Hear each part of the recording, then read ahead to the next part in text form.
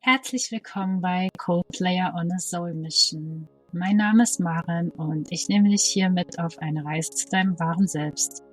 Dieser Podcast ist für dich, wenn du Codeplay nicht nur hörst, sondern fühlst. Wenn ihre Musik dich an etwas Größeres erinnert, an Liebe, an Freiheit und an das, was du wirklich bist. Hier geht es um Selbstermächtigung, Transformation und deine innere Freiheit. Ich begleite dich auf dem Weg, deine eigene Wahrheit zu leben, alte Begrenzungen und Muster zu lösen und dein volles Potenzial zu entfalten für dich und für die neue Welt.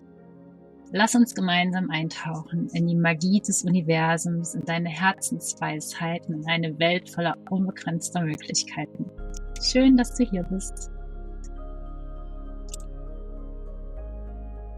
Wunderschönes und herzliches Willkommen zu einer neuen Folge. Heute möchte ich mit dir über was sprechen, das tief mit unserer wahren Essenz verbunden ist, inspiriert von Coldplays Botschaft. If you want love, be love. If you want peace, be peace. Und auch, hat mich diese Folge schon gestern Abend gerufen, sie zu machen, aufgrund der aktuellen,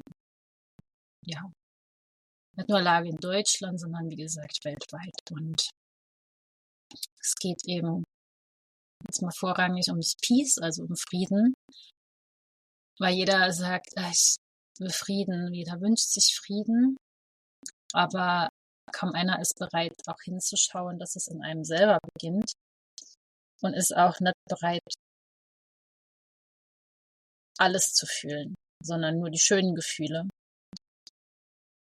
Genau da hängt's. Das ist eben dieser Punkt, warum viele Menschen nicht diesen inneren Frieden, diesen echten Frieden in sich finden. Denn Frieden ist eben nicht nur, ich bin glücklich, ich bin in der Liebe und ich bleibe ständig in einer hohen Frequenz und lasse nur Positives in mein Feld. Und ganz lange habe ich auch gedacht, das muss genauso sein und bin nach diesem Weg gegangen, wie viele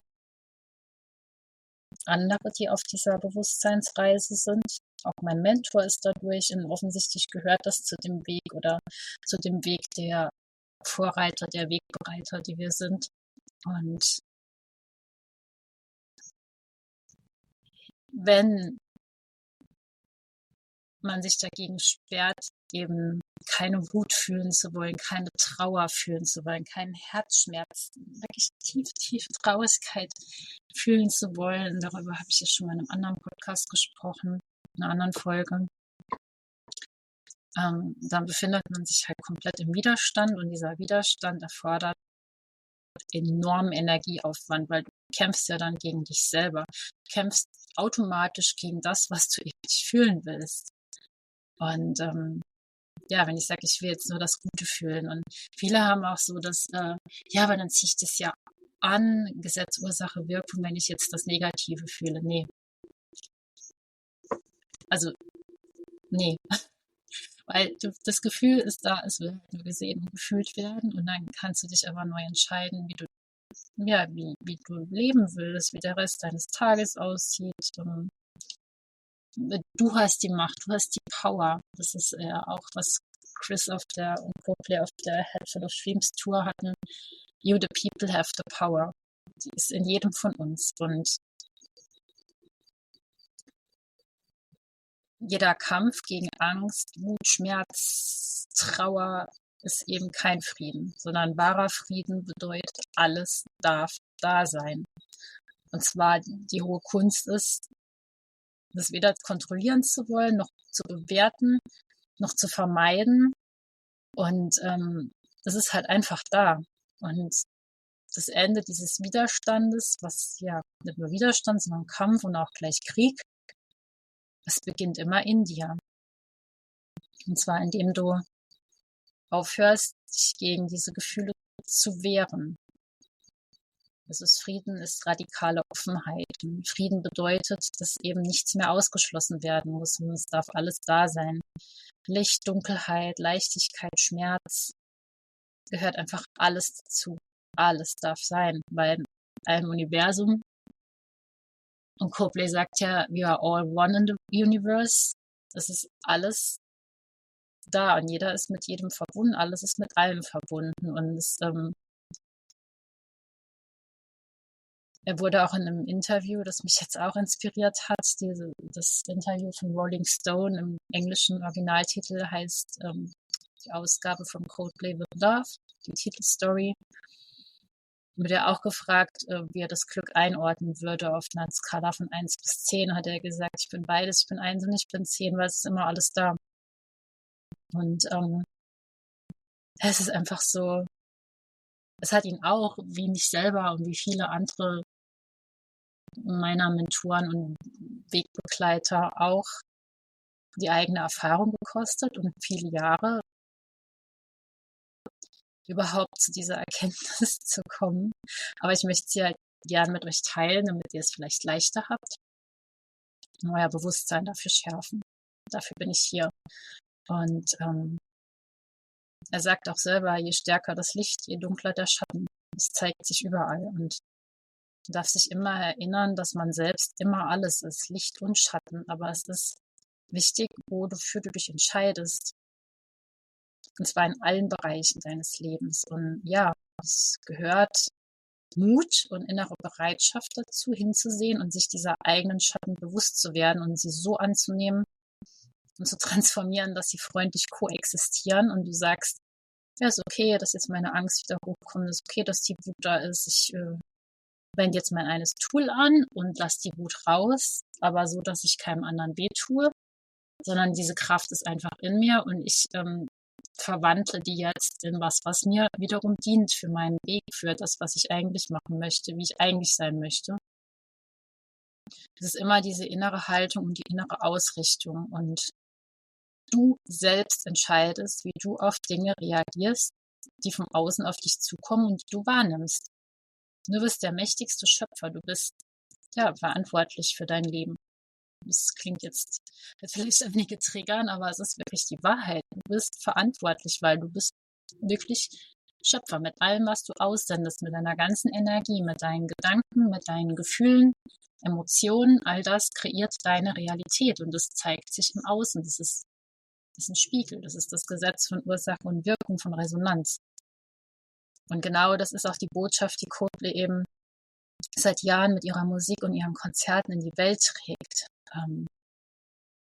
Das If You Want Love, Be Love und ihr habt es sicher das ja schon, oder wenn ihr selber auf einem Konzert war, habt ihr es auch erlebt oder wer noch auf keinem war, hat es vielleicht auch schon mal wahrgenommen, was passiert, wenn Chris während eines Konzertes die Menschen, die ganze Masse auffordert, ihre Liebe und Energie mit erhobenen Händen in die Welt zu senden, begleitet vom Feuerwerk.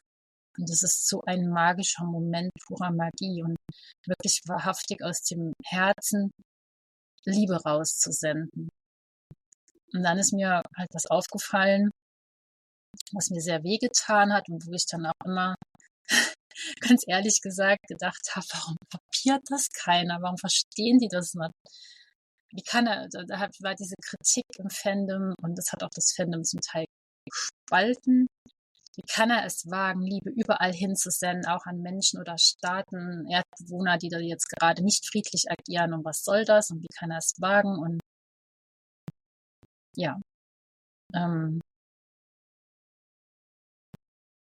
dann hat Chris eben in diesem Interview mit dem Rolling Stone gesagt, dass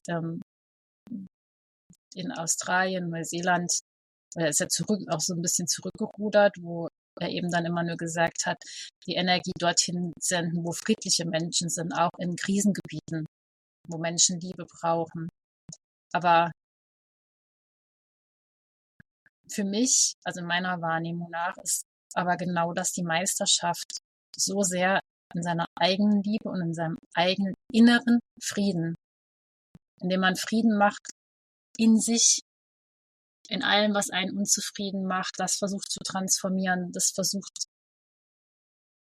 ja, zu heilen, ja, ist auch wieder, man ist nie wirklich ausgeheilt, sondern man schließt eben diesen Frieden, dass alles sein darf. Und das ist ein Weg, das passiert jetzt nicht von heute auf morgen, das ist ein Prozess und dabei darf man sich auch Unterstützung holen, wenn man es alleine nicht schafft. Und es ist wirklich sehr schwer allein, das kann ich auch aus Erfahrung sagen, weil jeder hat seine blinden Flecken. Und es ist auch nicht wirklich angenehm zuweilen. Aber wenn der Schmerz halt größer ist wie die Bereitschaft, was zu ändern, andersrum, warte doch, habe ich jetzt richtig gesagt? Wenn der Mut größer ist, was zu ändern, als ständig diesen Schmerz zu fühlen, genauso. Und dann setzt man sich in Bewegung. Und dann muss jeder selber fühlen, wann der richtige Zeitpunkt ist. Ja, genau, das ist eben die Meisterschaft, so sehr in dieser eigenen Liebe, im eigenen Frieden verankert zu sein, dass dich nichts aus deiner Mitte rausreißt, dass du drin bleibst und ja, immer wieder am Tag in dich gehst, Stille und kurze Minuten immer in dich reingehst. Wie will ich eigentlich reagieren? Und dann, wenn irgendwas im Außen kommt, was dich komplett triggert und was dich, ja, ärgert, kurz durchatmen und das, was gerade in dir für eine Kraft aufsteigt, dich immer fragen, will ich gerade so reagieren? Will ich gerade die Person anschreien? Will ich gerade diese Worte aussprechen? Du selber hast diese kraftvolle Power in dir. Und eben so sehr in dieser eigenen Mitte zu sein, dass selbst wenn du Menschen begegnest, die voller Wut und Hass sind, und das ist jetzt gerade eben aktuell in der Welt sehr zu spüren und es wird noch doller, es geht noch intensiver, dass du eben nicht in diese Energie hineingezogen wirst. Du kannst entscheiden, ob du diese ganzen Kommentare unter Posts liest, ob du darauf reagierst und wirklich aktiv und bewusst reinspüren, was es mit dir macht. Du hast aber auch jederzeit die Möglichkeit, das auszuschalten und dir was anderes anzugucken, was dir mehr dient, was dich upliftet, was dich positiv stimmt. Dass du stattdessen diese ganze Kraft und Energie, die in dir aufsteht, transformierst. Und dann kann man zum Beispiel in den Wald gehen, laufen gehen, tanzen ist raustanzen. Und Coldplay ist da halt wirklich auch Meister drin. Also sie zeigen uns die Antwort, je mehr Liebe wir aus uns selber, und zwar authentische innere Liebe. Und das ist diese intrinsische, authentische Macht und Power, die in jedem von uns wirkt. Desto kraftvoller wird unser elektromagnetisches Feld. Und zwar, ich werde es posten, auf YouTube werde ich es posten in die gibt's Beiträge. Auf Instagram werde ich es posten oder habe ich schon auf meinem Privataccounts und ja, jetzt euch zur Verfügung stellen. Aber es gibt so eine Zeichnung, ein Schema, wo genau gezeigt wird, was passiert, wenn man eben in dieser Angst, Wut oder in diesen lebensverkleinernden Emotionen ist. Dann ist dieses elektromagnetische Feld, also Gedanken sind elektrisch und das Herz, der Magnetfeld ist magnetisch und zusammen ist es elektromagnetisch. Was geschieht, wenn du eben diese niedrig schwingenden Energien, wenn du dich in denen aufhältst, überwiegend? Es ist ja nicht schlimm, wenn man reinfällt. Das passiert mir auch. Das passiert selbst meinem Mentor noch, aber man hat eben diese Tools, das zu drehen. Und Chris hat ja auch gesagt, wenn man es wirklich verinnerlicht, dass man allem und jedem mit Liebe begegnet, dann gäbe es viele Probleme auf der Welt. Dann würden Situationen friedvoller verlaufen. Und du bist immer die Veränderung selber, die du in der Welt dir wünschst. Und ich habe gerade heute Morgen, habe ich noch mal einen Kakao getrunken und habe auch noch mal dran gedacht, was ich mache die Woche auch eine Experience bei meinem Mentor mit. Und man merkt einfach diese hohe Energie, wenn man in diesen Raum kommt. Da ist sehr viel Energiearbeit gemacht und alle. Also wir haben auch ständig diese Doppelzahlen. Wir haben 777 und 222 Zuschauer. Es findet immer live auf Zoom und auf Facebook statt. Gestern waren es 666. Also das sind alles diese Engelszahlen, diese Zahlen vom Universum. Das zeigt, das Universum unterstützt es. Und das ist auch gerade diese Energie von den 7 Planeten im Alignment, von allen Planetenkonstellationen. Es wird nicht mehr erlaubt, dass diese nicht authentische Macht gezeigt und gelebt wird. Und ja, das ist meine dringende Bitte, das ist ein Herzenswunsch, dass diese Folge so viel wie möglich Menschen hören und sich einfach daran erinnern, dass sie immer alles verändern können. Und wenn es wirklich jeder für sich im Einzelnen macht, weil da fängt es an, aber wenn das viele Menschen zusammen machen, was das für ein Feld gibt, egal ob es jetzt Chris in einem Stadion macht, egal ob wir das jetzt in der Experience machen oder wo Menschen in einer Kakaozeremonie zusammen sind, das sind ganz viele Lichtpunkte auf der Welt. Ich werde euch diese beiden Bilder teilen, weil das das rührt mich gerade zu Tränen, dieses Bild, weil ich es richtig fühlen kann. Ich kann es fühlen, wenn ich in diesen Räumen bin. Weil dann wird wirklich diese wahre Essenz von uns freigelegt und strahlt in den Kosmos, strahlt in die Welt und strahlt auch auf die Menschen auf, die jetzt noch in ihren niedrigen Schwingungen verhaftet sind und die da so drin verhaftet sind, dass sie noch nicht bereit sind, darüber hinwegzukommen und sich daran zu erinnern, was jeder von uns wirklich in der wahren Essenz ist. Und das ist halt Liebe und Frieden und diese Essenz und diese Higher Power Frequenz von Wahrheit. Das ist das, wo wir alle herkommen. Und das, wo wir uns jetzt hinentwickeln. Und zwar über die nächsten 20 Jahre. Und das geht nur, wenn wir alle zusammen und jeder für sich das macht. Und nicht weiter in Spaltung und Hass und der hat das gewählt und wie kann er nur und wie kann Chris das nur so sagen und das regt mich richtig auf, das zu hören. Das macht mich traurig, das zu sehen, weil aber ich bin dafür da, meinen Job, euch auch ohne Bewertung, ist ja nur, wie ich drauf reagiere, aber das, denke ich, warum sehen sie es nicht, aber habe dann auch wieder Mitgefühl und denke, dafür bin ich ja hier. Das ist ja mein Job. Und die sind halt noch in diesem alten Bewusstsein, aber wir schwingen jetzt halt in dieses neue Bewusstsein. Das soll wirklich keine Bewertung sein, weil darüber geht es jetzt auch gleich. Aber nochmal zurück zu diesem elektromagnetischen Feld. Also Liebe, wenn man diese Liebe aussendet, dann ist dieses elektromagnetische Feld im Gegensatz zu Angst, das ist ganz klein. Also das merkst du dann auch selber am Körper. Das zieht dann alles in dir zusammen und du fühlst halt diese Energie, diese Wut im Bauch und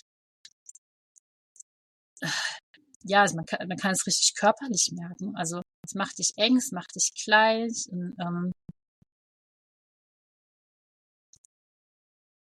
und dagegen die Liebe, die Liebesenergie ist einige Meter um deinen Körper drumherum. Und wenn du das noch mehr weitest, zum Beispiel durch die Kakaopflanze, die herzöffnend wirkt, dann sendest du ja noch mehr Liebe und noch mehr Liebesenergie aus. Und dann ist dieses Feld halt ganz weit. Und ja, wie gesagt, stellt euch vor, was passiert, wenn das im Stadion passiert, wenn das passiert, wenn jetzt die ganzen Menschen in der Experience zusammenkommen, um diese ganzen Illusionen, mit denen wir groß geworden sind und die ganze Zeit die Welt beherrscht haben, zu transformieren und dahinter zu blicken. Dann wird eben diese Lichtenergie ausgesendet. Und ja, es ist wirklich kein Witz. Das ist in der Quantenphysik bewiesen. Kann man gerne nachlesen. Und und das Beste ist, selbst wenn du halt auf Menschen mit Liebe reagierst, die dir jetzt nicht wohlgesonnen sind, die auf Krawall gebürstet sind und selbst wenn du eine friedvolle, lichtvolle, wertschätzende Kommunikation mit denen versuchst und die lassen sich trotzdem nicht drauf ein und du bleibst trotzdem in deiner Mitte, setzt deine Grenzen und bleibst aber in deiner Mitte, in deiner Energie. Du lässt dich nicht auf diese Provokation ein. Dann werden diese Wesen, die von diesen dunklen Kräften halt noch beherrscht sind und die Angst und Frust eben in laute, zerstörerische Macht umwandeln können, sie können einfach diese Liebesenergie nicht aushalten. Und ihr kennt ja sicher alle Harry Potter. Lord Voldemort konnte Liebe nicht ertragen. Das ist nämlich das stärkste Schutzschild, was wir haben. Also Liebe ist die höchste die stärkste Macht im Universum. Und ja, es wird sich eben nun in der Welt vieles zeigen in den kommenden Wochen und Monaten, wo es wirklich darauf ankommt, in der eigenen inneren Mitte zu bleiben, bei sich zu bleiben, anstatt diese Energie nach außen zu geben. Und zwar wie macht man das, indem man sich auf das Drama im Außen fokussiert und da die ganze Energie verausgabt, sage ich ganz ehrlich, ja. Anstatt bei sich zu bleiben und sich darauf zu fokussieren, die Energie da reinzugeben, was man selber tun kann, wie man selber Liebe auch in die Welt senden kann. Das muss jetzt nichts Großes sein, das kann auch einfach im Kleinen sein, indem du anderen Menschen in deinem Umfeld mit ganz viel Liebe begegnest, mit ganz viel Verständnis. Natürlich immer an deine eigenen Grenzen denken. You go first. Es muss dir selber erstmal gut gehen, bevor du für andere da sein kannst. Oder fang bei dir selber an und spür da selber rein.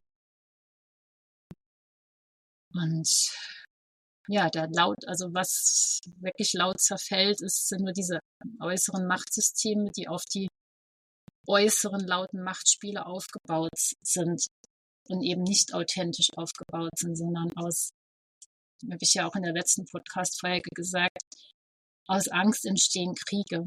Angst, der nimmt mir mein Land weg, der hat das gesagt und das passt mir jetzt nicht, also muss ich zurückschlagen, muss ich Rache nehmen. Und so fangen Kriege an.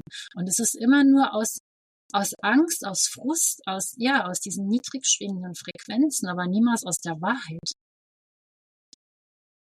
Also lasst uns bitte umdenken. Und wenn wir nämlich den Fokus auf den, ich sage es jetzt extra in Anführungszeichen, Feind legen, das ist ja genau diese Illusion in unserem Kopf. Das sind Bewertungen, Verurteilen, Projektionen. Und ebenso entstehen die Kriege. Aber je mehr wir in diesen Dualismus verfallen, das ist gut, das ist böse, der ist so, und das triggert mich jetzt und wie kann er es wagen, das zu sagen, desto mehr verstärken wir halt diese Trennung und diese Spaltung. Und Frieden beginnt immer in uns. Die äußere Welt ist lediglich ein Spiegel unserer Innenwelt. Und alles und jeder ist miteinander verbunden. Das hat Chris auch jetzt nochmal in dem Rolling Stone Interview gesagt. Ich zitiere, es gibt nur winzige Unterschiede, aber die menschlichen Dinge, die einen verbinden, sind ziemlich mächtig. Und wenn man weit genug in der Zeit zurückgeht, dann ist letztlich jeder deine Familie, sodass du in gewisser Weise nie nicht mit deiner Familie zusammen bist. Man ist nie wirklich alleine. Und deshalb sagt er auch immer beim Jumbotron-Song, Hello, my wonderful, my beautiful sister and brother, weil er einfach diese Liebe in sich trägt und die rausstrahlt. Und statt dass wir jetzt nur zu ihm aufschauen, kann das jeder Einzelne für sich auch so umsetzen. Es ist ein Weg, dahin zu kommen, aber es ist wert zu gehen, weil es gibt dir diesen inneren Frieden. Und je mehr das jeder Einzelne macht, desto mehr wird sich der Frieden in der Welt ausbreiten und irgendwann kippt es und dann steckt es die anderen auch an. Und Chris hat auch weiter, ich zitiere jetzt nochmal gesagt in dem Interview, wenn ich über Weltfrieden spreche, spreche ich auch über meinen eigenen inneren Frieden. Es ist eine tägliche Aufgabe, sich nicht selbst zu hassen. Vergiss Kritiker von außen. Es sind oft unsere inneren Kritiker. Unsere Mission ist es, bewusst die Flagge der Liebe zu hissen. Und er hat so recht damit. Und er meint damit eben, das, was ich auch ganz am Anfang gesagt habe, diese radikale Akzeptanz von anderen, von allen Gefühlen, die in uns sind, alles. Und vor allem eben dieses von uns selbst, ja. Und das erfordert die Arbeit. Und ich empfehle euch auch sehr das Buch von Tara Brach, Radical Acceptance. Gibt es, glaube ich, überall, wo es Bücher gibt. Aber das ist wirklich also so gut geschrieben. Ja, kann ich euch von Herzen empfehlen. Und erinnere dich immer wieder dran, wenn dich jemand von außen kritisiert, angreift oder mobbt. Es hat nichts mit dir zu tun, sondern diese Person projiziert ihren Schmerz, ihre Unzufriedenheit, die in ihr selber ist, also dieser Unfrieden, die in dieser Person ist, auf dich. Es beginnt immer im Inneren. Wie du auf was reagierst und wie du darauf reagierst, wie eine andere Person auf dich reagiert. Es beginnt immer im Inneren. Also dürfen wir eben an unserer inneren Haltung arbeiten und damit verändern wir die Welt. Und so empfehle ich dir auch den Song, der ist sehr schön, von John Hopkins, Sit Around the Fire, weil also es ist mehr so ein Poem in einem Song, es ist sehr viel Text, aber ich habe es mir so oft angehört in meinen eigenen Prozessen, wenn man sagt, the real work you have to do is in the privacy of your own heart. Es ist so, so wahr. Und ja, nimm dir gerne jetzt mal einen Moment Zeit, möchte ich dich einladen, noch dir Stift und Papier zu nehmen und halt auch gerne die Folge an und damit du mitschreiben kannst. Und zwar ist es auch wichtig, dass wir uns auf unseren Werten, also die Werte von uns selbst, dass wir deren bewusst werden und ja, die eigentlich auch als meine Art Manifest, also ich habe mir das auch aufgeschrieben, als eine Art Manifest, dass du es immer wieder durchlesen kannst. Ne? Und zwar schreib dir gerne auf, wofür stehst du, deine Werte. Ne? Und bei mir steht zum Beispiel der Wert Wahrheit. Wer bin ich und vor allem, was bin ich in Wirklichkeit nicht? Wofür stehe ich nicht? Warum bin ich hier auf Erden und was ist meine Bestimmung? Was ist meine göttliche Aufgabe, meine Mission? Und wie kann ich helfen, diese neue Erde mitzugestalten? Und was ist mein tiefstes Wesen ohne die von außen auferlegten Glaubensmuster, Konditionierungen? Und zum Zweiten ist es bei mir Tiefe. Also ich bin nicht für Smalltalk. Smalltalk langweilt mich, sondern ich grabe immer tief, um an den Kern einer Sache ranzukommen. Sei es Wissen, sei es meine eigene Essenz, sei es die Wahrheit. Tiefgründige Gespräche, die Energie schenken, die wertschätzend sind. Austausch über Gedanken und Themen auf Augenhöhe. Und ja, auch so sein dürfen, wie ich bin. Unverfälscht, rein, pur offen. Und 100% radikal ich selbst sein. Mit all meinen Schatten, mit all meinen Lichtseiten. Und Frieden. Meine Interpretation ist eben friedvolle, lichtvolle, wertschätzende Kommunikation. Innerer Frieden spiegelt sich im Außen. Nach dem universellen Gesetz wie im Innen, so im Außen. Im Gesetz von Ursache und Wirkung. Das Leben, wie ich es erlebe, ist immer ein Spiegel der inneren Welt, der mir auch zeigt, was mich vom Wachstum abhält. Ja. Dann habe ich noch Power. Intrinsische, authentische Liebesmacht und Kraft aus meinem Inneren mit Wärme. Ohne Macht, ohne Kampf und niemals aus Frust und Fokus auf das Außen. Das ist genau das, was ich euch jetzt gesagt habe. Und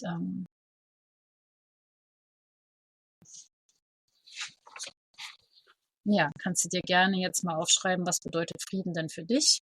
Und dann liest du es dir, wenn du magst, laut vor. Das ist dein persönliches Manifest.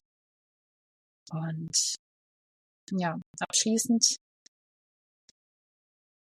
möchte ich euch nochmal dran erinnern und aufrufen, wenn ihr mögt, gemeinsam das tun zu lassen, was Chris und Coldplay, also Chris ist ja Coldplay, aber das Interview ging halt jetzt nur über Chris, dass Coldplay uns zeigen, Liebe verbreiten, denn Love is the only answer.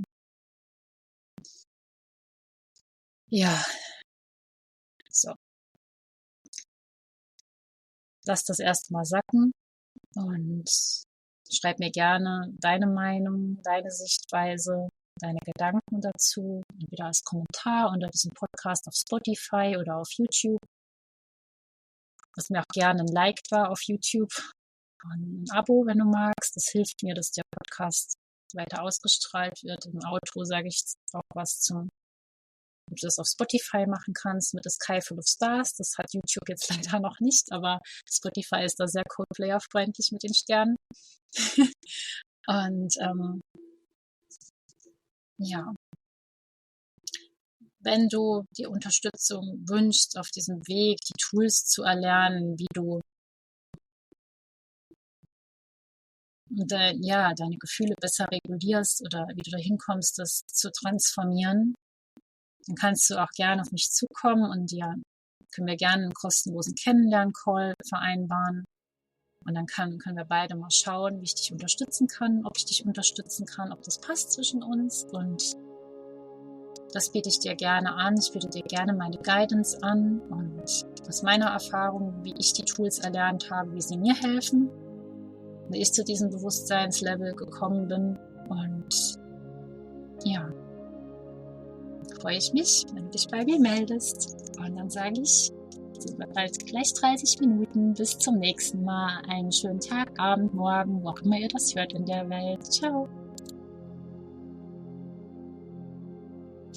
Wenn du wertvolle Impulse heute für dich mitnehmen konntest, dann lass mir doch gerne A Sky Full of Stars hier.